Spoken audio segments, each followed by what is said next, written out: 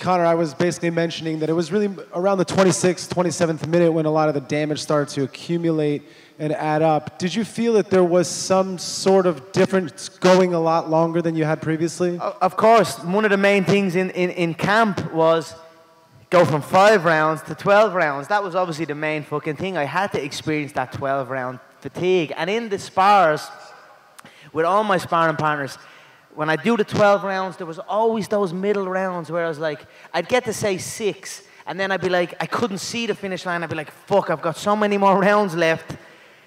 And I couldn't see the finish line. But then when I got through them, I got to like round 10, 11, certainly 11 and 12, I could see, okay, there's only 6 minutes left, and I could dig deep, and then I get that second wind. That's why I would have loved it if I could have just got to the end of that 10th round. But the referee, I thought, done a great job. I thought he let the fight play, and I thought Floyd was phenomenal in there. Very composed, very select with his shots.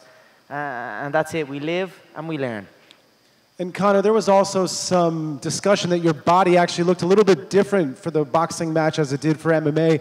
How did you rebuild your body, especially in the midsection for the boxing fight? And how long will it take you to adapt your frame again to come back to MMA?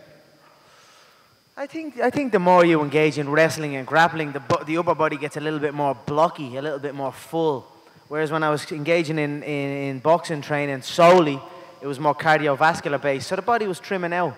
And then obviously I put in the stomach work. I knew they were coming for he was coming for the body. And his straight right hands to the body were nice. They were timed well, they were set up well, and fair play to him. Fair play to him. But I will get back into my jiu-jitsu training. I will get back into my freestyle wrestling training. I will start engaging in my kicking again, and we'll see what's next. I'll also look to adjust and prepare for a fighter that comes in with his forehead first and his hands up.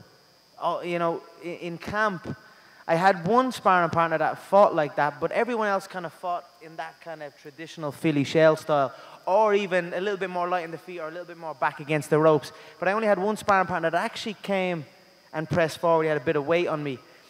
And I only sparred him for the first 6 rounds. And then I'd move on to someone else. And I can't help but feel the way the fight panned out and the way Floyd adjusted and I adopted that style.